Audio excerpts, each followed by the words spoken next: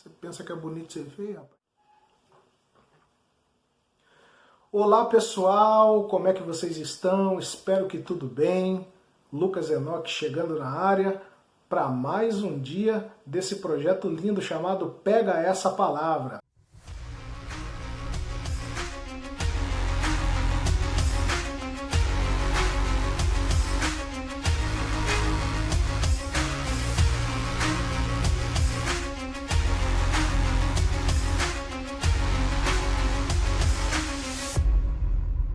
Hoje, Romanos capítulo 11. Você que tem aí a sua Bíblia digital ou física, queira abri-la aí, por gentileza, e vamos meditar na palavra de Deus.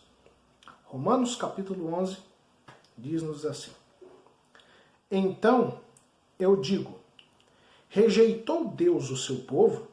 De forma alguma, porque eu também sou israelita, da semente de Abraão, da tribo de Benjamim. Deus não rejeitou o seu povo, que antes conheceu.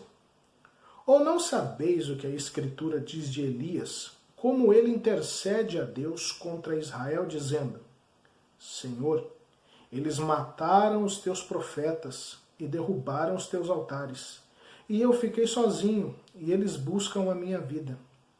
Mas o que lhe diz a resposta de Deus? Eu reservei para mim 7.000 homens que não dobraram os joelhos diante da imagem de Baal. Assim, então, também no tempo presente, há um remanescente de acordo com a eleição da graça. E se há por graça, então não é mais por obras. Caso contrário, a graça não é mais graça.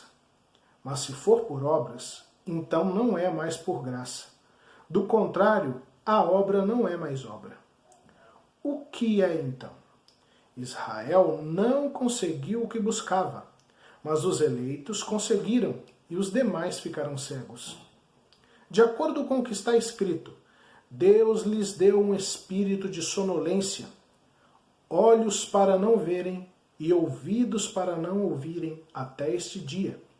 E Davi diz que a sua mesa se torne em laço e em armadilha, e em pedra de tropeço, e em recompensa para eles. Sejam endurecidos os seus olhos para que eles não vejam, e para que encurvem continuamente as costas. Então eu digo, eles tropeçaram para que caíssem? De forma alguma, mas antes, pela sua queda, a salvação veio aos gentios, para provocar-lhes ciúme.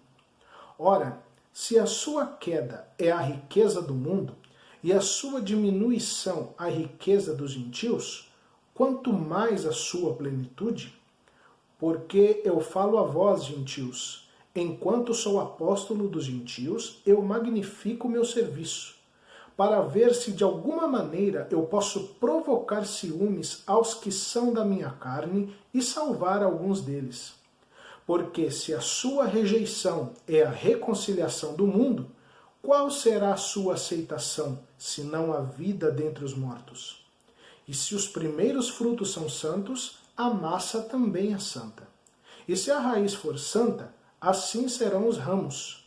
E se alguns dos ramos foram quebrados, e tu, sendo uma oliveira silvestre, foste enxertado entre eles, e feito participante da raiz, e da seiva da oliveira, não te glories contra os ramos. Mas, se te gloriares, não és tu que sustentas a raiz, mas a raiz a ti. Tu então dirás, os ramos foram quebrados para que eu pudesse ser enxertado. Bem, por sua incredulidade eles foram quebrados, e tu estás em pé pela fé. Não sejas arrogante, mas teme. Porque se Deus não poupou os ramos naturais, cuida para que ele não poupe a ti também. Vê, pois, a bondade e a severidade de Deus. Para com os que caíram, severidade, mas para contigo, a bondade, se permaneceres na sua bondade. Do contrário, tu também serás cortado. E eles também, se não permanecerem na incredulidade, serão enxertados. pois Deus é capaz de enxertá-los novamente.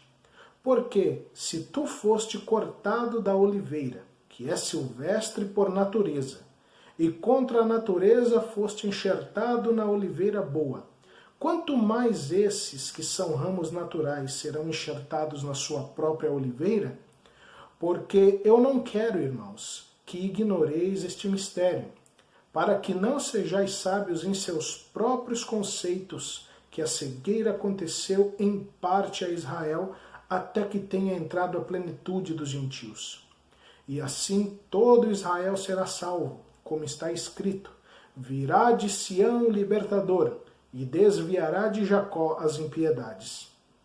E este será o meu pacto com eles, quando eu tirar os seus pecados. Quanto ao Evangelho, eles são inimigos por causa de vós. Mas quanto à eleição, eles são amados por causa dos pais.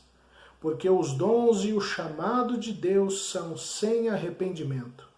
Porque assim como vós também em tempos passados não crieis em Deus, mas agora alcançastes misericórdia pela desobediência deles, assim também estes agora não creram, para que através da sua misericórdia eles também pudessem alcançar misericórdia.